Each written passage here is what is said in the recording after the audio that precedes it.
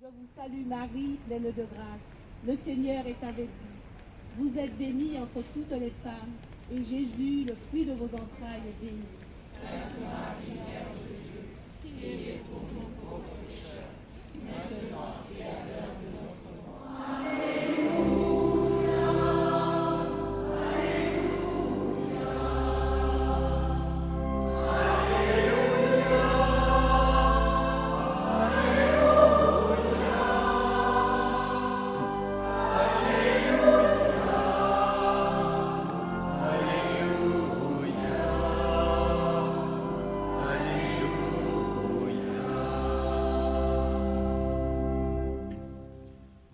Le Seigneur soit avec vous.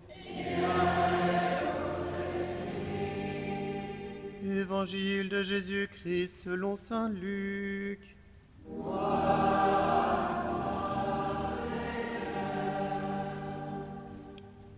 En ce temps-là, l'ange Gabriel fut envoyé par Dieu dans une ville de Galilée appelée Nazareth, à une jeune fille vierge accordée en mariage à un homme de la maison de David, appelé Joseph. Et le nom de la jeune fille était Marie. L'ange entra chez elle et dit : « Je te salue, comblée de grâce, le Seigneur est avec toi. » À cette parole, elle fut toute bouleversée, et elle se demandait ce que pouvait signifier cette salutation. L'ange lui dit alors : « Sois sans crainte, Marie, car tu as trouvé grâce auprès de Dieu. Voici que tu vas concevoir et enfanter un fils. Tu lui donneras le nom de Jésus. Il sera grand, il sera appelé Fils du Très-Haut. Le Seigneur Dieu lui donnera le trône de David son père. Il régnera pour toujours sur la maison de Jacob, et son règne n'aura pas de fin. » Marie dit à l'ange : « Comment cela va-t-il se faire, puisque je ne connais pas d'homme ?» L'ange lui répondit : « L'Esprit Saint viendra sur toi, et la puissance du Très-Haut te prendra sous son ombre. C'est pourquoi celui qui va naître sera saint. Il sera appelé Fils de Dieu. Or, voici que, dans sa vieillesse, Élisabeth, ta parente, a conçu elle aussi un fils, et en est à son 6e mois, alors qu'on l'appelait la femme stérile, car rien n'est impossible à Dieu.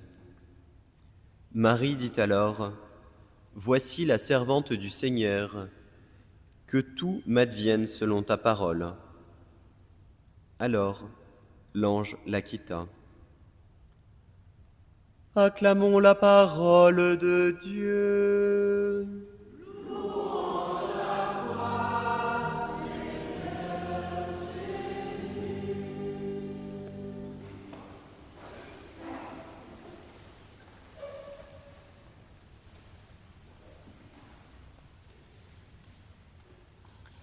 La Vierge Marie, Notre-Dame. En ce moment même, notre archevêque préside la messe de l'Immaculée Conception à l'église Saint-Germain-l'Auxerrois, en présence du chapitre de Notre-Dame et du séminaire de Paris, parce que l'année prochaine, 8 décembre 2024, Notre-Dame sera réouverte et nous pourrons de nouveau y prier. D'ailleurs, chaque paroisse sera invitée à venir en pèlerinage. C'est la Vierge Marie qui nous rassemble aujourd'hui en doyenné, et le mystère est plus grand encore, il nous rassemble en diocèse. Elle nous rassemble en diocèse. Et des membres de chacune de nos 3 paroisses ont été délégués pour participer à cette messe. Il nous a ramené un signe de communion, un cierge.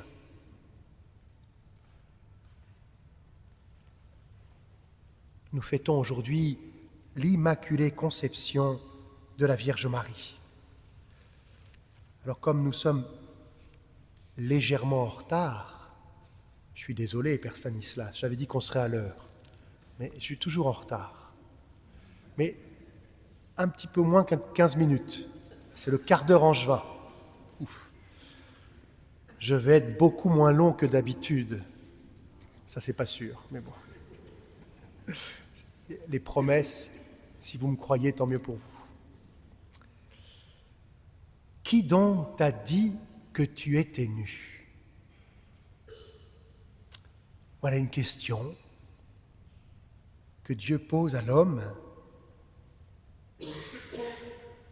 Et c'est vrai que je me suis dit, mais c'est vrai, qui m'a dit que j'étais nu?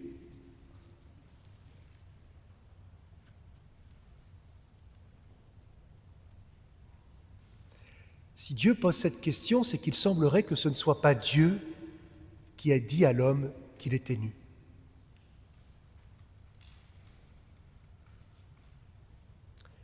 Et en pensant à cette nudité de l'homme, eh bien je pensais au petit enfant Jésus dans les bras de Marie.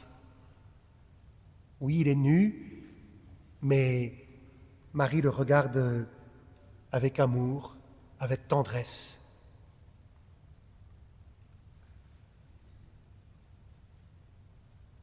Qu'est-ce qui fait que, soudainement, l'homme ne se regarde plus comme Dieu le regarde? Dieu appelle l'homme, « Adam, où es-tu » Il répondit, « J'ai entendu ta voix dans le jardin. J'ai pris peur parce que je suis nu et je me suis caché. » Or, dans ce récit, nous savons qu'avant, Adam et Ève ne se cachaient pas. Ils entendaient Dieu leur parler et ils n'avaient pas peur. Et ils ne savaient pas qu'ils étaient nus.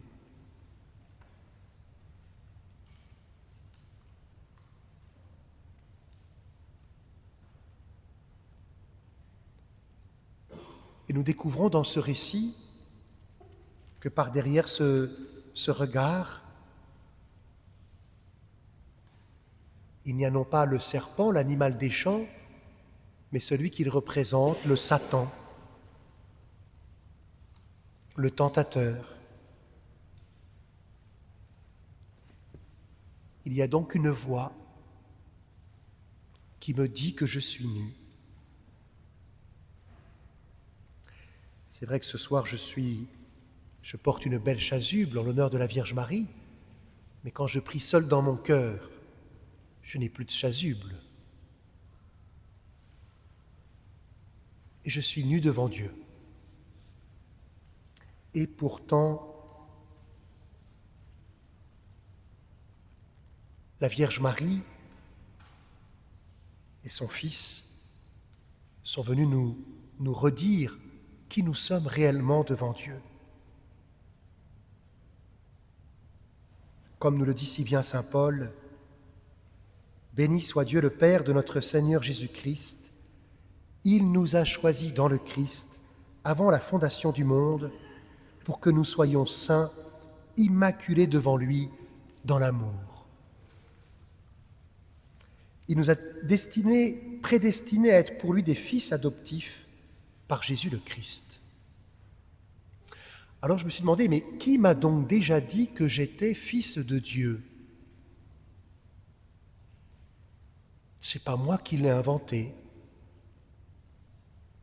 Je dirais dans mon cas à moi, c'est mon papa et ma maman qui m'ont dit que j'étais fils de Dieu. C'est mon papa et ma maman qui ont choisi pour moi la grâce du baptême. Ils m'ont pas seulement baptisé, mais ils m'ont redit tous les jours de ma vie, « Tu es le Fils bien-aimé de Dieu. »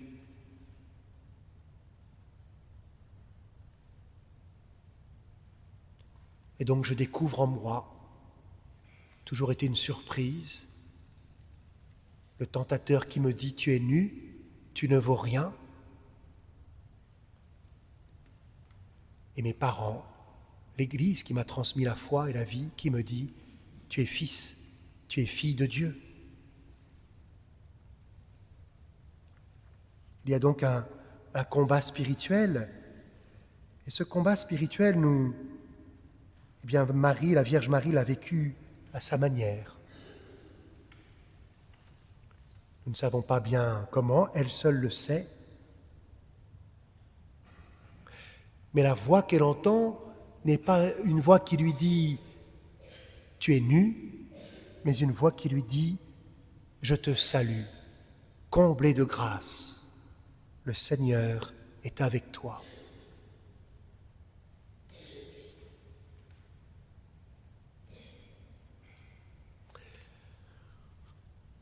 Dans l'Ancien Testament, déjà, Dieu se révèle à des hommes et des femmes, et je pense à Gédéon, je crois, où l'ange du Seigneur le salue et lui dit « vaillant guerrier ». Et Gédéon lui dit « mais ça va pas là, moi je suis tout petit dans la tribu, et on est quasiment les esclaves de nos ennemis. Alors vaillant guerrier, ça ne me va pas très bien ». Nous ne savons rien de la Vierge Marie. Elle était fiancée à un homme du nom de Joseph. En apparence, une vie tranquille, lisse. Je te salue, comblé de grâce, le Seigneur est avec toi. Oui, la Vierge Marie nous invite à accueillir la parole de Dieu dans notre vie, cette parole qui nous bouleverse, qui nous transforme. Comment, Seigneur, moi, tu me dis que je suis comblé de grâce, tu me dis que tu es avec moi dans toutes les difficultés de ma vie.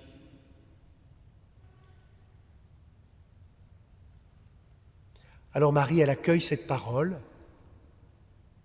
À cette parole, elle fut toute bouleversée et elle se demandait ce que pouvait signifier cette salutation. Marie ne remet pas en cause la parole de Dieu. Elle cherche à comprendre ce que Dieu veut lui dire, ce que Dieu lui a dit. Et nous aussi, souvent, nous aimons nous retrouver pour écouter la parole de Dieu et pour chercher à comprendre et à entendre ce que Dieu nous dit. Et nous découvrons que Marie cherche à comprendre, à entendre, elle cherche aussi à agir, à accomplir cette parole. Comment cela va-t-il se faire puisque je ne connais pas d'homme? Comment cela va-t-il se faire? Comment, moi, Marie, je vais pouvoir accompagner, accomplir cette parole? L'Esprit Saint viendra sur toi et la puissance du Très-Haut tu prendras sous son ombre. Alors nous découvrons le mystère de l'Immaculée Conception dans cette parole de Marie. Voici la servante du Seigneur, que tout m'advienne selon ta parole. Servante du Seigneur qui demande à Dieu d'accomplir en elle sa parole.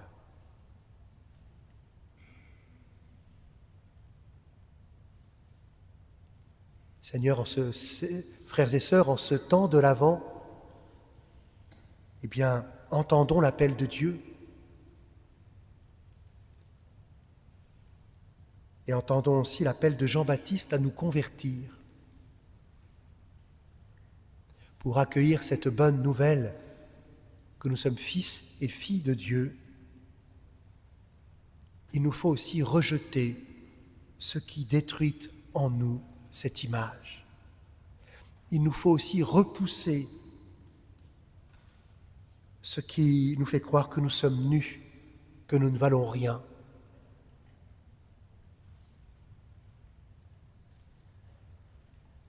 Accueillir cette parole, c'est aussi nous laisser renouveler par la grâce de notre baptême dans le sacrement de pénitence et de réconciliation. Vendredi prochain, vous êtes invités en doyenné, nous sommes invités à nous retrouver de 18h à Saint-Luc, de 18h à 20h à Saint-Luc, pour vivre ce sacrement, où à la fois nous nous reconnaissons pécheurs, petits, mais en même temps où d'abord nous reconnaissons la miséricorde de Dieu qui nous relève, qui nous met debout. Voici la servante du Seigneur, que tout m'advienne selon ta parole.